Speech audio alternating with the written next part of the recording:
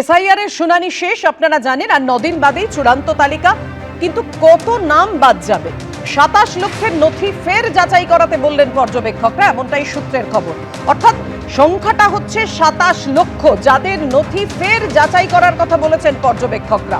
আরো 50 লক্ষ ভোটারের ভাগ্য এখনো ইআরওদের হাতে। কমিশনের চাওয়া তথ্য না আসায় অমীমাংসিত 50 লক্ষের ভাগ্য, এমনটাই সূত্রের খবর। এইআরওদের ভুলে আপলোড হয়নি 1,14,000-এর নথি। অর্থাৎ এই লক্ষাধিক ভোটারের 60% অবৈধ মনে করছে কমিশন। কত নাম তাহলে বাদ যেতে চলেছে জানাবেন আমাদের প্রতিনিধি রুমা পাল আমাদের সঙ্গে রয়েছে। জানাও রুমা। দেখো, বলে রাখি, কমিশন এরকমটা বলেনি যে কত নাম বাদ যাবে। তবে এটা ঠিক, যে তথ্য সামনে আসছে তাতে মনে হচ্ছে যে এই নামগুলো বাদ যেতে পারে। যেমন 1,14,772, যেখানে এইআরওদের ভুলে কিন্তু আপলোড হয়নি, এমনটাই বলছে কমিশন। এবং সেক্ষেত্রে বলা হয়েছে কি, সেক্ষেত্রে বলা হয়েছে কমিশন যেটা নিশ্চয়তা রয়েছে যে প্রায় 60%ই অবৈধ এবং 40% যদি বৈধ থাকে তাহলে কিন্তু এদের নাম আর চূড়ান্ত ভোটার তালিকায় আসছে না। অর্থাৎ 14ই ফেব্রুয়ারি যখন একেবারে আপলোডিং বন্ধ হয়ে গেছে, সেক্ষেত্রে কিন্তু এই যে যারা বৈধ ভোটার থাকবে তাদের নাম কিন্তু আসছে না, তারা কিন্তু বাদের তালিকাতেই থাকবে।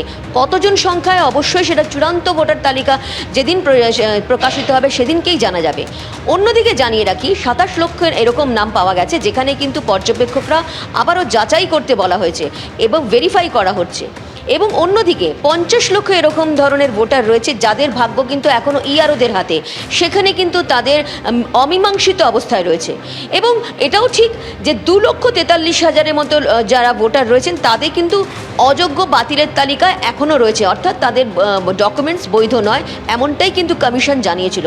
তবে পুরো প্রক্রিয়াতে কতজন বাদ যাবে সেই নিয়ে কিন্তু কমিশন এখনও কিছু বলেনি।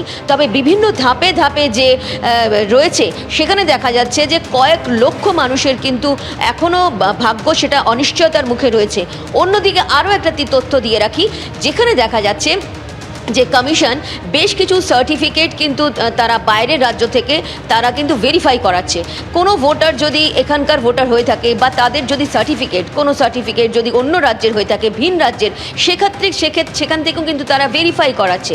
এবং সবথেকে বড় কথা হচ্ছে, সেই ভেরিফিকেশনের জন্য কিন্তু এখনও আসেনি, সেই ভেরিফাইড হয়ে কিন্তু সার্টিফিকেট এখনও আসেনি।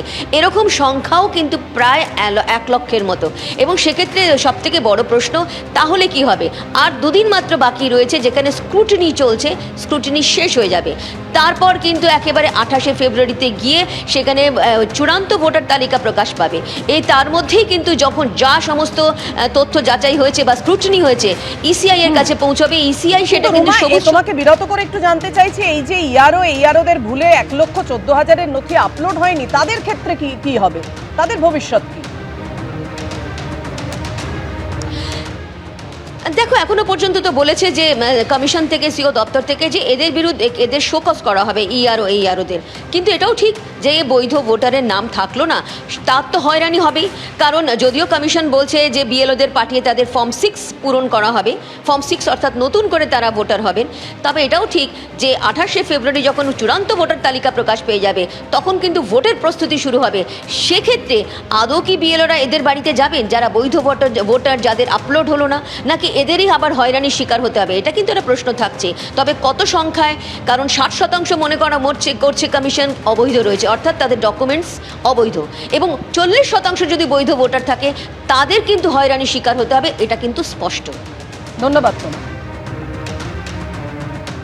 ভোটার তালিকায় ইচ্ছাকৃত ভুয়ো ভোটার ঢোকানো হয়েছে, জল মিশিয়ে 3 বার ভোটে জিতেছে তৃণমূল কংগ্রেস, কটাক্ষ দিলীপ ঘোষের।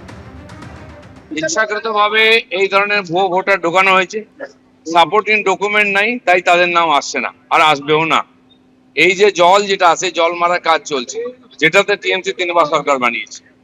তৃণমূলের মুখপাত্র অরূপ চক্রবর্তী এই মুহূর্তে আমাদের সঙ্গে টেলিফোনে রয়েছেন। অরূপ, কি বলবেন? দিলীপ ঘোষ যে কথা বলছেন যে ভোটার তালিকা একেবারে ইচ্ছে করে ভুয়ো ভোটার মেশানো হয়েছে, জল মিশিয়ে 3 বার ভোটে জিতেছে তৃণমূল। দেখুন, দিলীপ ঘোষের লড়াই তো শুভেন্দু অধিকারীর সাথে। তাই শুভেন্দু যখন বলেছে 1,20,00,000 রোহিঙ্গা অনুপ্রবেশকারী, তখন দিলীপ বাবুকে তার কাউন্টারে কিছু বলতে হবে। মুশকিলটা হচ্ছে, শুভেন্দুর রোহিঙ্গা অনুপ্রবেশকারী একজনকে এখন অব্দি নির্বাচন কমিশন খুঁজে পায়নি, কিন্তু তার জন্য বাংলা 10.5 কোটি মানুষকে লাইনে দাঁড় করিয়ে দিয়েছে। লজিক্যাল ডিসক্রিপেন্সি হিয়ারিং এর লাইনে 1.5 কোটি মানুষকে দাঁড় করিয়ে দিয়েছে। আর দিলীপ ঘোষ এই মন্তব্য করছেন এখন দলের মধ্যে নিজের প্রাসঙ্গিকতা বজায় রাখতে। যদি কোনো ভুয়ো ভোটার থেকে থাকে, নির্বাচন কমিশন তালিকা দিতে পারলো না কেন, ড্রাফট লিস্টে কেন তার কোনো তথ্য এলো না, পুরোটাই আসলে একটা মিথ্যে ন্যারেটিভ তৈরি করে যত বেশি সংখ্যক মানুষের নাম কাটা যায়। আর দিলীপদার একটা পার্সোনাল এজেন্ডাও রয়েছে। দিলীপদা কদিন আগে ব্রাত্য ছিলেন, ওনার নিজের জায়গায়। এবিপি আনন্দ এগিয়ে থাকে, এগিয়ে রাখে।